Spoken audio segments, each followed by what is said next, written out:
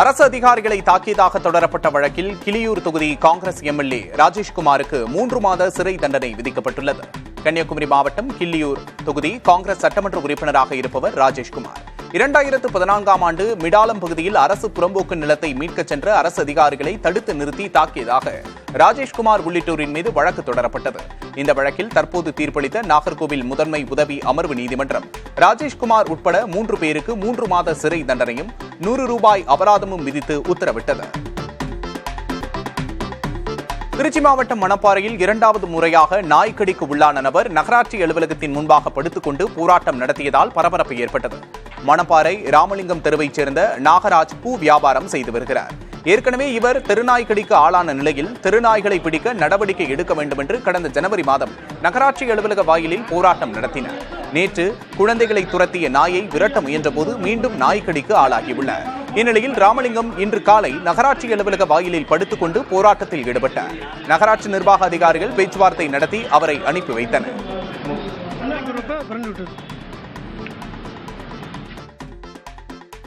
ஏதாவது ஒன்றுனாக்க ஒரு தண்ணி பில்லு கட்டினா ஒன்று வீட்டுக்கு நோட்டீஸ் கொடுத்துருங்க பணத்தை கேட்டு.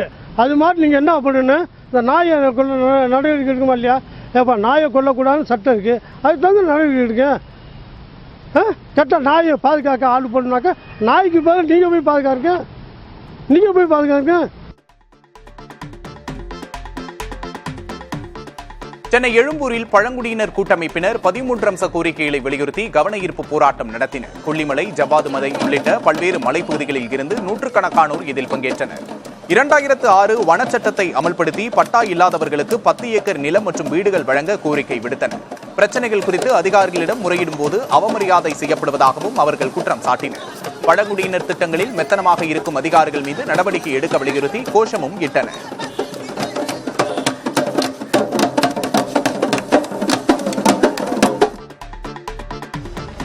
திண்டிவனம் அருகே வாகன ஓட்டிகளை அச்சுறுத்தும் வகையில் பைக் சாகசம் செய்த இளைஞரின் வீடியோ காட்சி வெளியானதை அடுத்து அவரை காவல்துறையினர் தேடி வருகிறார்கள். மவுன்சூரில் திண்டிவனம் புதுச்சேரி தேசிய நெடுஞ்சாலையில் இளைஞர் ஒருவர் வாகன ஓட்டிகளை அச்சுறுத்தும் வகையில் இருசக்கர வாகன சாகசத்தில் ஈடுபட்டுள்ளார். போக்குவரத்து அதிகம் நிறைந்த தேசிய நெடுஞ்சாலையில் நடந்த இந்த சாகசத்தை அந்த இளைஞரின் நண்பர்கள் செல்போனில் வீடியோ பதிவு செய்தனர். சமூக வலைதளங்களில் வெளியான காட்சிகளை அடிப்படையாக வைத்து கிளியனூர் காவல்துறையினர் வழக்கு பதிவு செய்து அந்த இளைஞர்களை தேடி வருகிறார்கள்.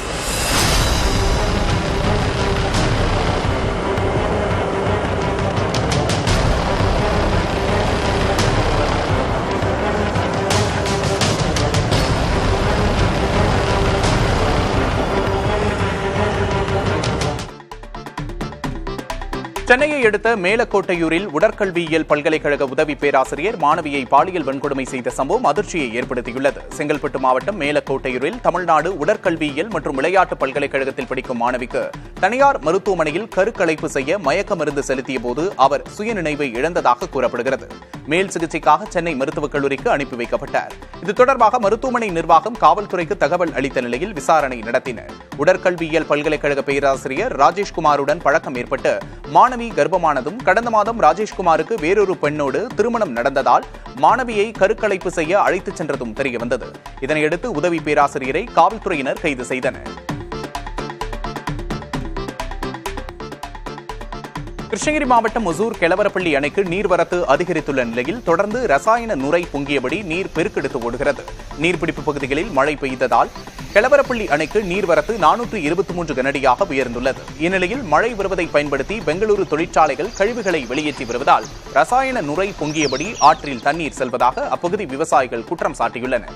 குறிப்பாக பாசனத்திற்கு திறக்கப்படும் கால்வாய்களில் ரசாயன நுரை தேங்கியிருப்பதால் விவசாயிகள் கவலையடைந்துள்ளனர்.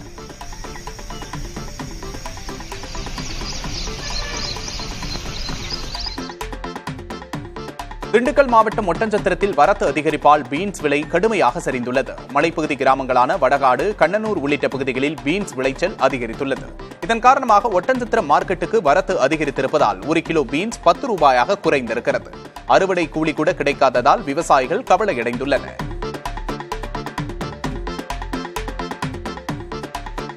கோவை மாவட்ட ஆட்சியர் அலுவலக நுழைவு வாயிலில் தடை செய்யப்பட்ட லாட்டரி சீட்டுகள் சிதறி கிடந்தது. இதனால் ஆட்சியர் அலுவலகம் முன்பாக லாட்டரி சீட்டுகள் வந்தது எப்படி என்று கேள்வி எழுந்துள்ளது. அதேபோல ஆட்சியர் அலுவலகம் முன்பாகவே லாட்டரி சீட்டுகள் விற்பனை செய்யப்படுகிறதா எனவும் சமூக ஆர்வலர்கள் மீண்டும் கேள்வி எழுப்பியுள்ளனர்.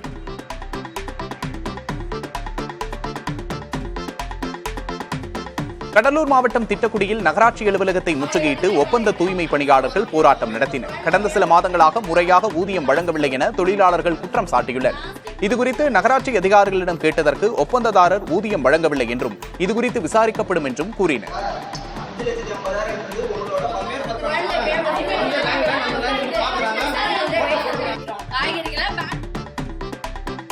தேனி மாவட்டம் ஆண்டிப்பட்டியில் கொத்தமல்லி விலை அதிகரித்துள்ளது. கடந்த வாரம் 10 ரூபாய்க்கு விற்பனையான 1 கிலோ கொத்தமல்லி தற்போது 50 ரூபாயாக உயர்ந்துள்ளது. சந்தையில் வரத்து சற்று குறைந்துள்ளதால் கொத்தமல்லி விலை உயர்ந்துள்ளதாக விவசாயிகள் தெரிவித்தனர்.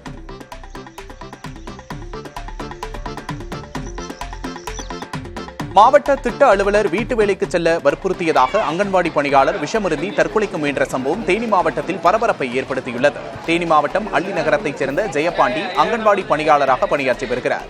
இவர் மாவட்ட திட்ட அலுவலர் வீட்டில் பணிப்பெண்ணாக பணியாற்ற வற்புறுத்தப்படுவதாக கூறப்படுகிறது. இதுகுறித்து மாவட்ட ஆட்சியர் அலுவலகத்தில் புகார் கொடுக்க வந்த ஜெயபாண்டி அங்கு நடைபெறும் மக்கள் குறைதீர்ப்பு கூட்ட அரங்கில் விஷம் அருந்தினார். இதனையடுத்து ஜெயபாண்டியை அழைத்து வந்த அலுவலக பின்புற வாயிலில் அமர வைத்தனர். அங்கிருந்த மகளிர் காவலர்கள் சிலரும் பத்திரிகையாளர்களும் சுற்றி இருந்தவர்களும் ஜெயபாண்டியை ஆட்டோவில் ஏற்றி மருத்துவமனைக்கு அனுப்பி வைத்தனர்.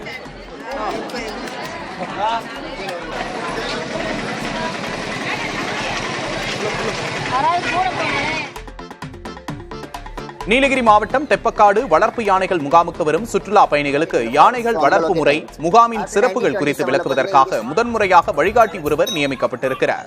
இந்த முகாமில் பராமரிக்கப்படும் யானைகளை பார்ப்பதற்காக இந்தியா மற்றும் வெளிநாடுகளில் இருந்து ஏராளமான சுற்றுலா பயணிகள் தினந்தோறும் வருகிறார்கள். அவர்களுக்கு முகாமின் சிறப்புகள் குறித்து விளக்கம் அளிப்பதற்காக ஒருவர் நியமிக்கப்பட்டிருப்பது சுற்றுலா பயணிகளிடையே வரவேற்பை பெற்றுள்ளது.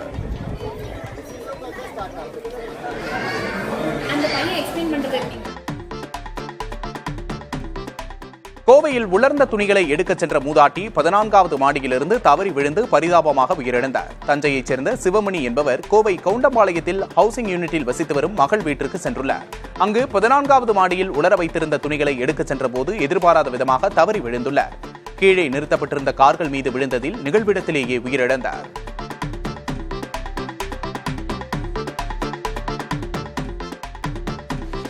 விருதுநகர் மாவட்டம் அருப்புக்கோட்டையில் பயங்கர சூறைக்காற்று புழுதியை வாரிச் சென்ற வீடியோ காட்சி வெளியாகியுள்ளது. அருப்புக்கோட்டையில் பல்வேறு இடங்களில் நேற்று மாலை பலத்த சூறைக்காற்று வீசியது. ரயில் நிலையம் அருகே உள்ள மைதானத்தில் இளைஞர்கள் கிரிக்கெட் விளையாடிக் கொண்டிருந்த போது சிறிது நேரத்திலேயே இடி மின்னல் வெட்ட மழை பெய்தது. வடபாளை கிராமத்தில் வாழை தோட்டத்தில் மின்னல் தாக்கியதில் வாழை மரங்கள் தீப்பிடித்து எரிந்தன.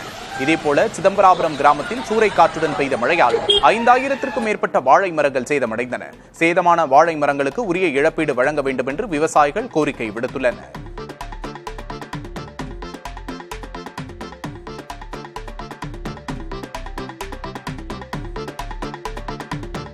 மதுரை சித்திரை திருவிழாவையொட்டி கள்ளழகர் வைகை ஆற்றில் எழுந்தருளும் நிகழ்வு நடைபெறும் மே 12ஆம் தேதி உள்ளூர் விடுமுறை விடப்பட்டுள்ளது.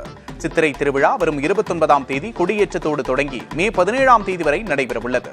விழாவின் சிகர நிகழ்வான கள்ளழகர் வைகை ஆற்றில் எழுந்தருளும் நிகழ்வு மே 12ஆம் தேதி நடைபெறவுள்ளது. அன்றைய தினம் மதுரை மாவட்டத்திற்கு உள்ளூர் விடுமுறை அளிக்கப்படுவதாக மாவட்ட ஆட்சியர் சங்கீதா தெரிவித்துள்ளார்.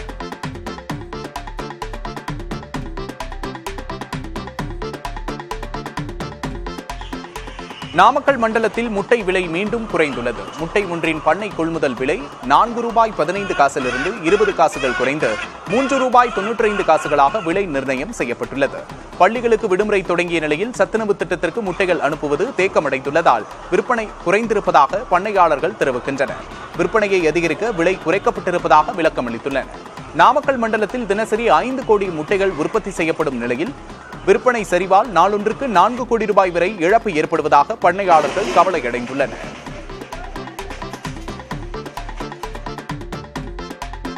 திருநெல்வேலியில் அல்வாவுக்கு பெயர் போன இருட்டுக்கடையை வரதட்சணையாக கேட்ட புகாரில் 10 நாட்களுக்குள் ஆஜராக மணமகன் வீட்டாருக்கு அவகாசம் வழங்கப்பட்டுள்ளதாக தகவல் வெளியாகியுள்ளது. இருட்டுக்கடை அல்வாவுக்கு உலகம் முழுவதும் மவுசு உள்ளது. அந்த கடையின் உரிமையாளர் ஹரிசிங் கவிதா தம்பதியின் மகளும் பல்ராம் சிங் என்பவருக்கும் கடந்த பிப்ரவரி மாதம் பிரம்மாண்டமாக திருமணம் நடைபெற்றது.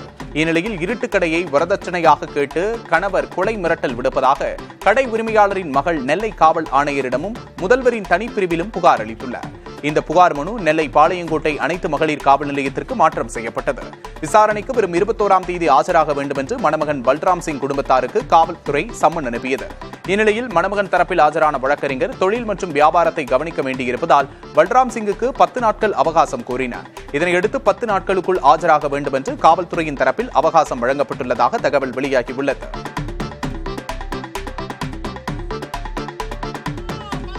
தவறான தகவலால் தர்பூசணி விற்பனை பாதிக்கப்பட்டதற்கு எதிர்ப்பு தெரிவித்து திருவண்ணாமலை அருகே கீழ்பெண்ணாத்தூர் கிராமத்தில் தமிழ்நாடு வியாபாரிகள் சங்க பேரவை மற்றும் கட்சி சார்பற்ற விவசாயிகள் சங்கத்தினர் நூதன போராட்டத்தில் ஈடுபட்டனர்.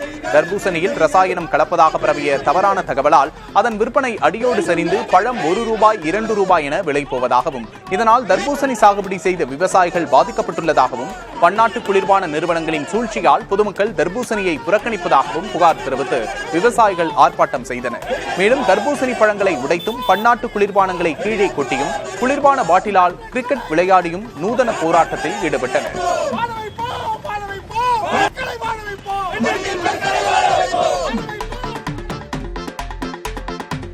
தூத்துக்குடி அனல் மின் நிலையத்தில் ஊதிய உயர்வு கோரி ஒப்பந்த ஊழியர்கள் 5வது நாளாக தொடர் வேலை நிறுத்தத்தில் ஈடுபட்டுள்ளனர்.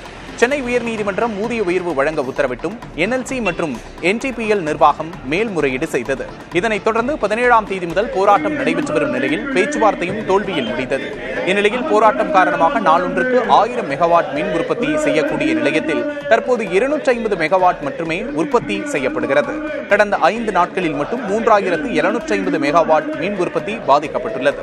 இது மொத்த உற்பத்தியில் 80% வேலை நிறுத்தம் நீடிப்பதால் மின் உற்பத்தி மேலும் பாதிக்கப்பட்டு மின்தடை ஏற்படும் அபாயம் உள்ளதாக கூறப்படுகிறது.